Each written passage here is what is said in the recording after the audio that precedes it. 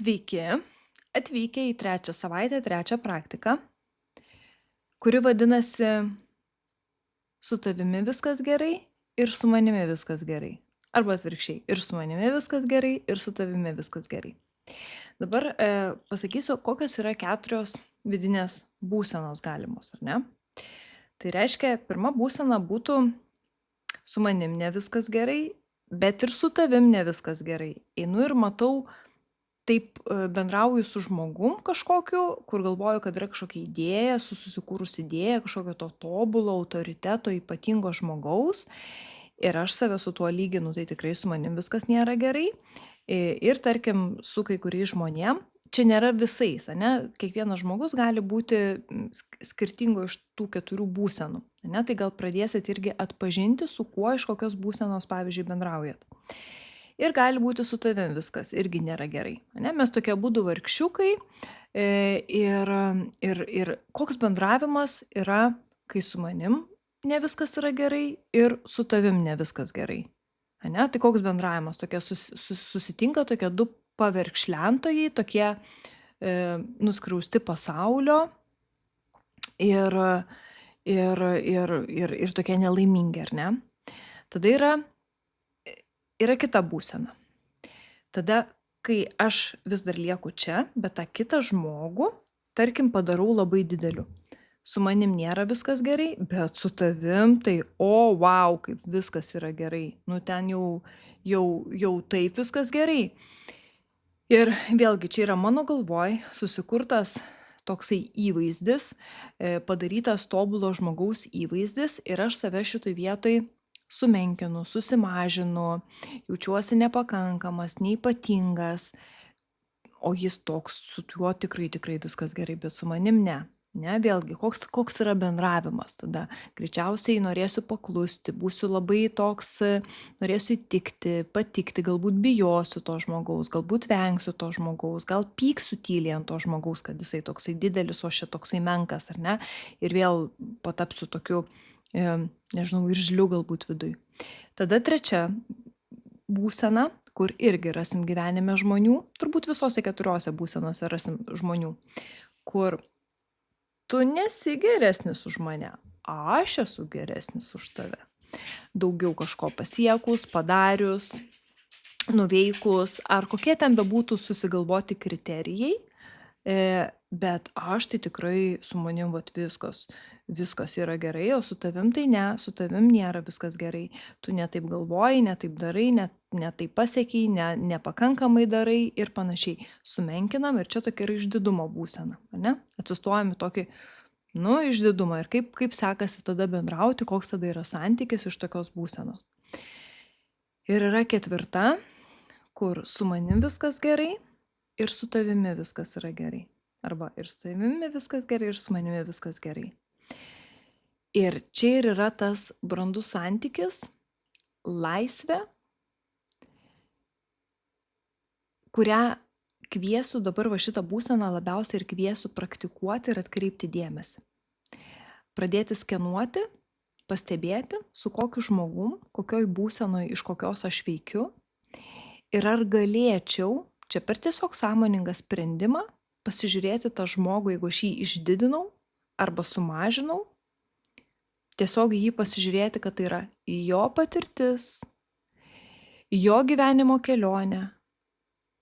Jeigu jo gyvenimo kelionė skiriasi nuo manosios, ar tai reiškia, kad su manim kažkas yra blogai? O ką, jeigu mes visi turim labai unikalias individualias patirtis šitam gyvenime patirti? Ir jam reikia būtent tokių patirčių, gal kažkam reikia didelės gausos, kažkam galbūt didelio skurdo. Ir tuose pasirinkimuose jiems reikia pabūti, kažką suprasti, susivokti, o mano galbūt yra kažkokie kitokie. Ar ne? Tai va visą tą dėmesį susigrąžinti, o ką jeigu net jeigu aš nesu kaip jie, su manim viskas yra gerai, bet ir jeigu jie nėra kaip aš, ir su jais viskas yra gerai. Tai čia yra kvietimas sau per gyvenimą pastebėti, kad jeigu, pavyzdžiui, kažkoks žmogus siūlo kažkokią tai idėją ir aš, pavyzdžiui, nesutinku, nenoriu, kviečia, tarkim, kažkur. Ir jeigu aš susimažinu, tai norėsiu pasiteisinti, kodėl aš dabar ten neinu, paaiškinti, kad kažko blogo apie mane nepagalvotų. Tai čia yra ženklas, kad aš šitą žmogų padidinau jau, ane, padariau to, tu esi geresnis už mane, nes tu va to nori, o aš to nenoriu, ko tu man dabar siūlai. O ką jeigu atsistoti tokią poziciją, viskas gerai, net jeigu tu nesupranti, kad aš, pavyzdžiui, noriu likti namuose, o niekur neiti. Viskas gerai su tavim, kad tu taip matai savo gyvenimo būdą, aktyvų ir panašiai, viskas su tavim gerai.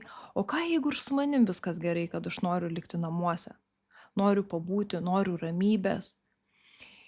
Nes kitu atveju, jeigu mes žaidžiam tą žaidimą, kuris yra geresnis, va tą lyginimuose, tai tada norėsiu tą savo poziciją irgi iškelti. Pradės toks kvailas ginčas, kad ginčytis toksai, kad tavo pasiūlymas yra blogas, mano yra geresnis, reikia ir pailsėti, reikia ir pabūti namuose, kodėl būtinai reikia visą laiką išeiti, bet čiagi tikslas yra ne tas, o suprasti, kad taip kaip veikia kitas žmogus, ko jisai nori, kokie jo tikslai, su juo viskas yra gerai, bet ir su manim viskas yra gerai ir čia nieko nereikia įrodinėti.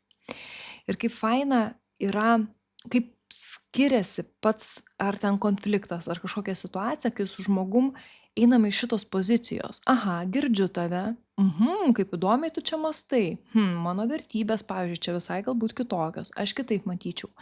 Bet viskas gerai, čia yra taip, kaip tu veiki, bet viskas yra gerai ir su manim, kaip aš veikiu, nes man atrodo, va taip teisingai. Tokia mano visa yra tiesa. Ir ką jeigu einam iš tokios pozicijos, kad su visais viskas yra gerai ir jam yra vietos būti tokiu, koks jis yra, ir man yra vietos būti tokiu, koks aš esu, ar ne?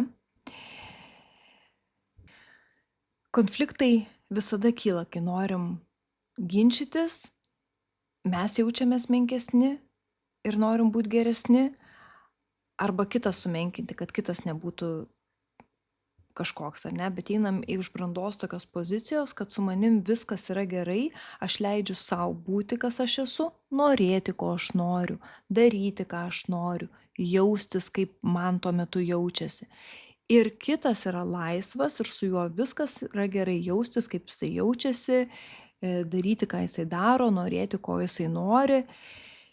Ir tai nereiškia, kad aš turiu keistis arba kitas turi keistis. Mes darome pasirinkimą, tai yra iš noro galbūt kartu keistis, ieškoti kažkokio tai susitarimo, bet neprivalom.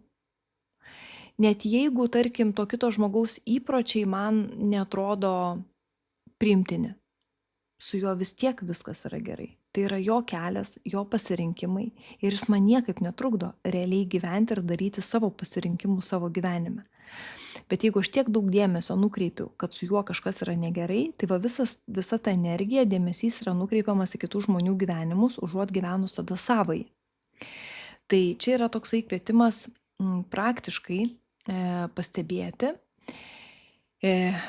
Sakyčiau, netgi skirti laiko vakare, ateinančią savaitę, kad įprotis toksai kažkur susiformuotų giliai. Užfiksuoti dienos metu sutiktus žmonės ir iš kokios pozicijos aš su jais bendravau, į kokią aš juos buvau pastačius, ar ne? Ir kaip jaustusi būti su manim viskas gerai ir su tavim viskas yra gerai. Ir jeigu kiltų klausimų šitoj praktikoje, visada galite man rašyti, klausti, dalintis asmeninę žinutę Facebook'e arba laiško ateikę tai save.lt. Tikrai atsakysiu, nes apie tai ir yra tos praktikos, kad būtų viskas aišku ir man labai faina yra gauti jūsų laiškus, jūsų pasidalinimus, kaip jums sekasi ir kad tai yra vertinga. Su šita praktika, su manim viskas gerai ir su tavim viskas gerai, atrodo, kad visiems šitoj žemėje yra vietos ir pakanka jiems būti, jaustis, galvoti taip, kaip jie yra. Ir taip mes galim mokytis priimti ir kito žmogaus liūdesį, ir džiaugsmą, ir kažkokias tai priklausomybės, ir ne.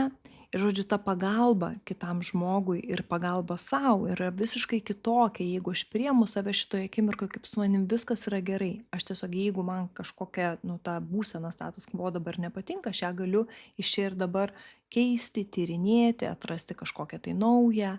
Kiek daug tada yra toj kelionėj švelnumo, negu aš galvoju, kad su manim viskas negerai ir aš privalau save pakeisti, arba su juo yra kažkas negerai ir jis privalo pasikeisti, kad būtų teisingai. Kiek daug yra sunkumo.